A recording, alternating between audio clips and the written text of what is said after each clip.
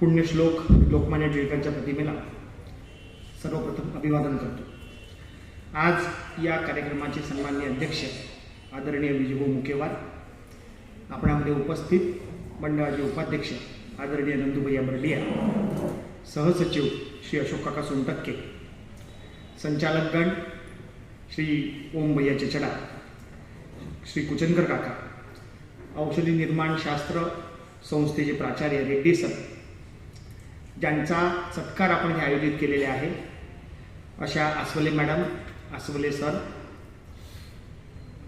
Anchoring करणारे आमचे ज्येष्ठ बंधू अणे सर, उपस्थित तीनही संस्थांचे शिक्षक, शिक्षकेतर कर्मचारी, प्राध्यापक बंधू आणि भगिनी, मी या कार्यक्रमाच्या महत्त्वपूर्ण टप्प्यावर आपणा सर्वांचं स्वागत करतो।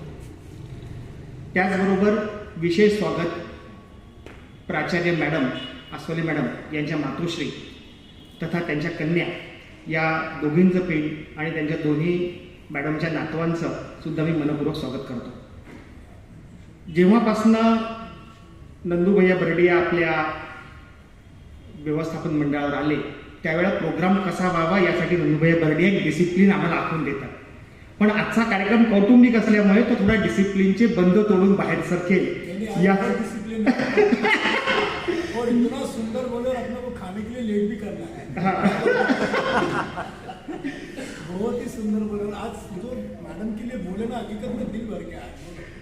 तर थोडासा तो कार्यक्रम वेगळ्या कौटुंबिक वातावरणात असल्यामुळे एका वेगळ्या वळणाला जातो आहे याची मला कल्पना आहे। बऱ्याच वेळेला असे कार्यक्रम औपचारिक होतात आणि शेवट गोड व्हायला पाहिजे दिवसाचा, म्हणून ती औपचारिक साखर पेरणी फवारणी होत असते। पण आजच्या कार्यक्रमामध्ये जे वक्ते बोलत होते त्यांच्यावरून आपल्याला एक गोष्ट स्पष्ट जाणवत होती की बरंचसं बोलायचं राहिलं आहे, थोडंसं बोलणं व्यक्त झालेलं आहे, पण जे थोडंसं बोलणं व्यक्त होत होतं त्या बोलण्यामध्ये एक आपलेपणा, एक नैसर्गिक भाग होता। आसवले सर आणि आसवले मॅडम यांच्या महाविद्यालयातील वावर असण्याचं जर विश्लेषण करायचं झालं तर दोघंही ज्या वेळेला पहिले प्राध्यापक होते तो एक कालखंड होता, त्यानंतर आसवले सर प्राचार्य होते, आसवले मॅडम मिसेस प्राचार्य प्राध्यापक होत्या, तो एक कालखंड होता। 2014ला आसवले सर महाविद्यालय सोडून पुढच्या प्रगतीकरता निघाले, त्याच्यानंतरचा 2024 पर्यंतचा कालखंड होता। राजपूत सरांनी काही गोष्टींचा ओझरदा उल्लेख केला, पण मला असं वाटतं की 2014 ते 2024 एक पूर्ण वर्तुळ 10 वर्षाचं पूर्ण झालं।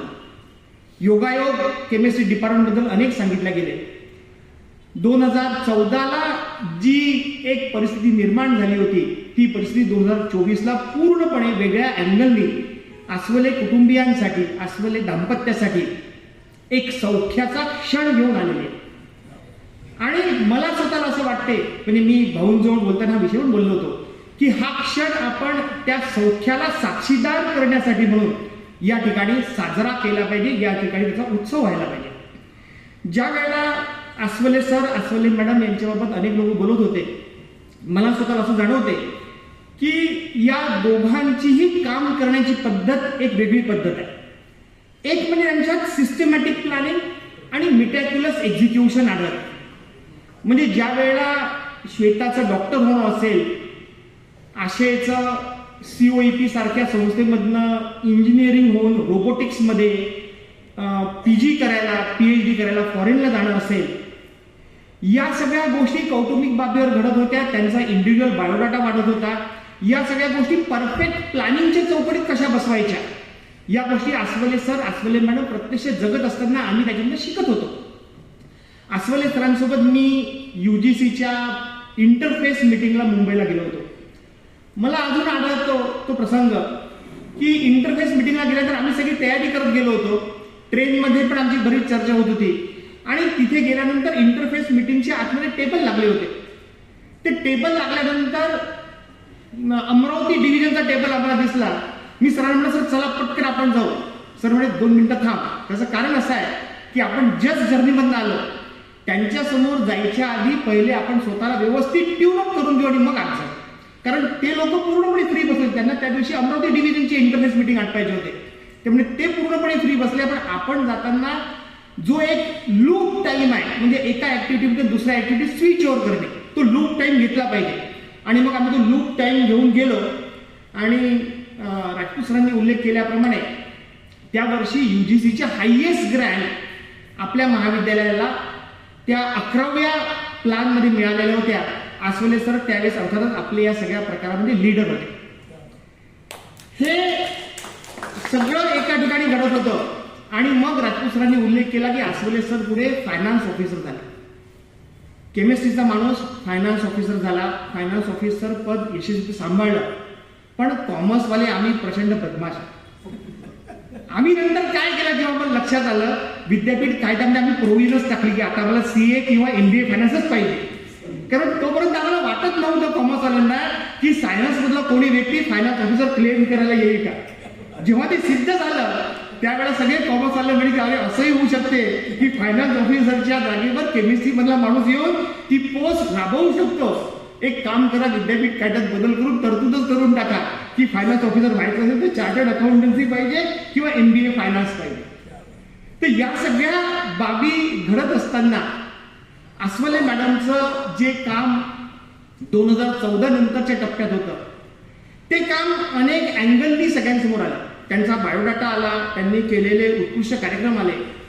मला स्वतःला असं वाटते की शिक्षक प्राध्यापक म्हणून काम करत असताना त्यांनी जे काम विद्यार्थ्यांसाठी केलं ते सगळ्यात मौलिक आहे.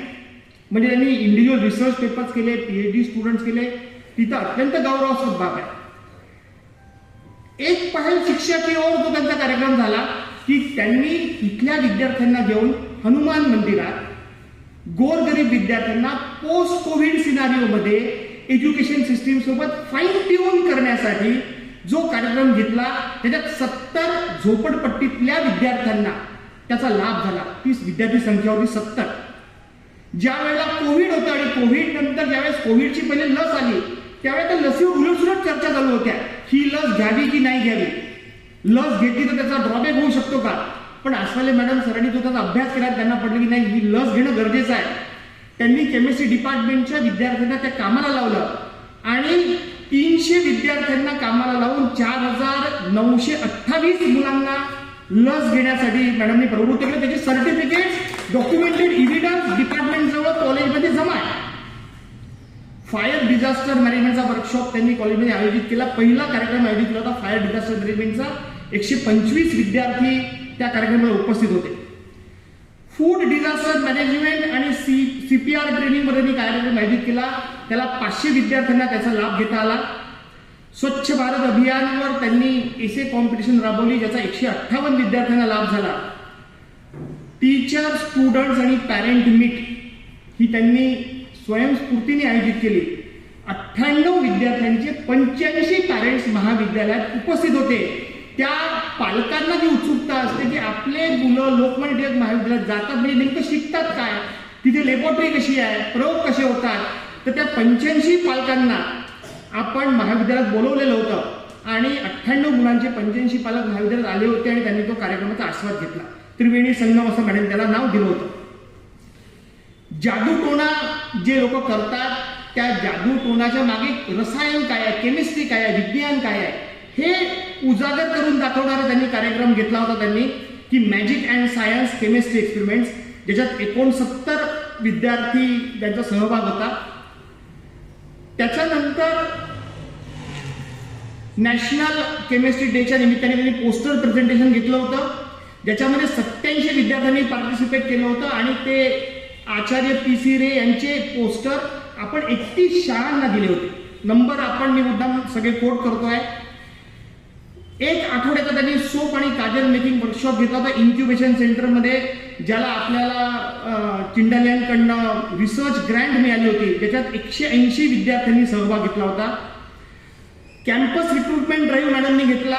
त्या कॅम्पस रिक्रुटमेंट विद्यार्थ्यांमध्ये 125 विद्यार्थ्यांनी अप्लाय केला होता. 40 विद्यार्थी मुलाखतीपर्यंत पोहोचले होते, ज्याच्यातल्या 4 विद्यार्थ्यांचं सिलेक्शन झालं होतं.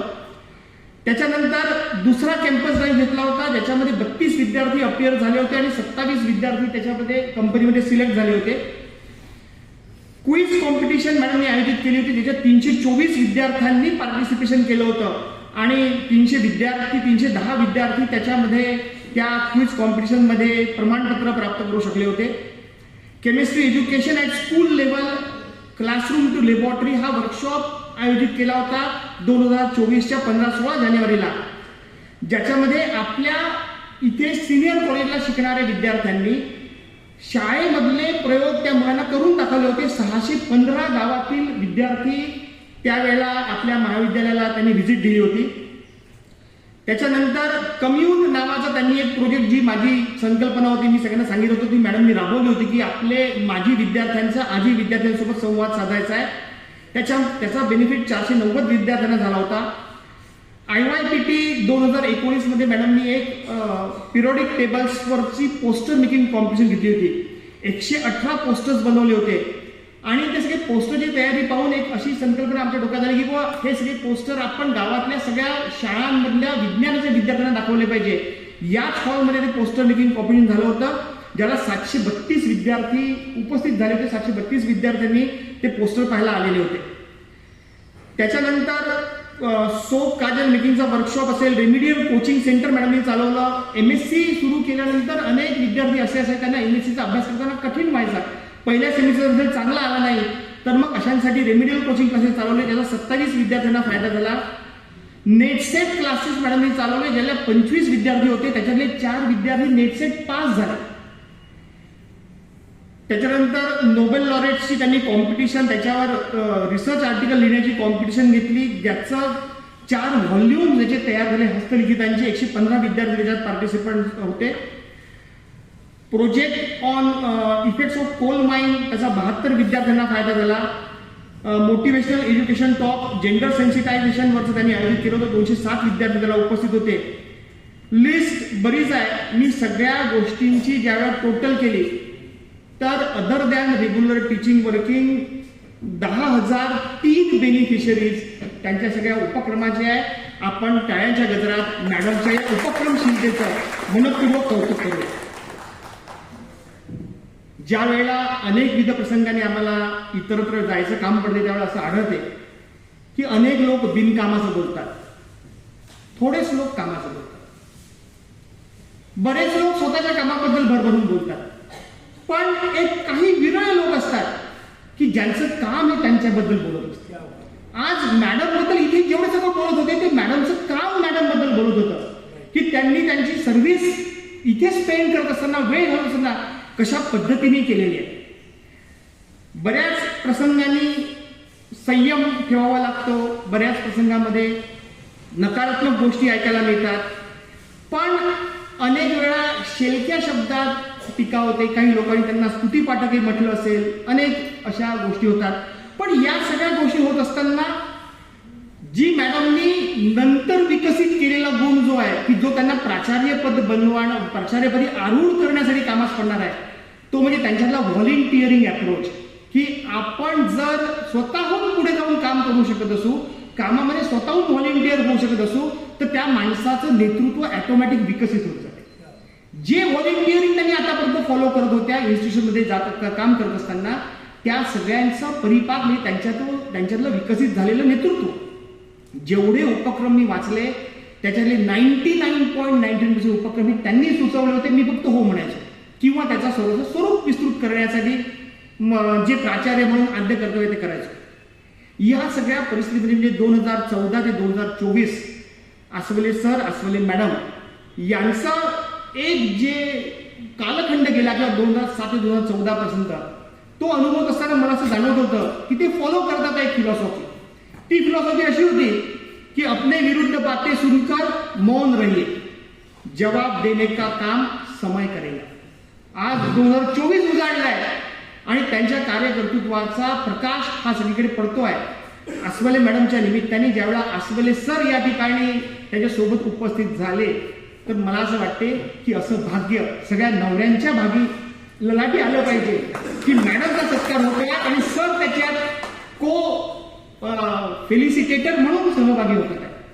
मी मॅडमला शुभेच्छा देताना त्यांच्यापासून म्हणजे त्यांच्यापेक्षा वयाने, अनुभवाने सर्वात लहान आहे, पण प्रशासकांसाठी जी एक डिस्टर्ब करणारी गोष्ट असते ती म्हणजे एन्व्हायरमेंटमधली असणारी निगेटिव्हिटी. पण त्यावेळेला ज्यावेळेला आम्ही चर्चा करतो त्यावेळेला चर्चा होत असताना मी नेहमी एक गोष्ट आमची त्या टप्प्यावरून चर्चा थांबायची. ती चर्चा नंदुबाई अशी आहे की प्रशासक कसा असला पाहिजे, मॅडम कशा पद्धतीने काम करत, कशा का चांगल्या प्रशासक होणार आहेत. तर सकारात्मक सोच से सकारात्मक कार्य करते रहिए बहते पानी की तरह, नकारात्मक लोग खुद ब खुद किनारे लग जाएंगे कचरे की तरह. ही उक्ती, ही फिलॉसॉफी मॅडम ग्रामगीता कॉलेजमध्ये जगून ते यशस्वी करतील हा आशावाद व्यक्त करतो आणि आपल्या सर्वांप्रती कृतज्ञता व्यक्त करतो आणि थांबतो. धन्यवाद.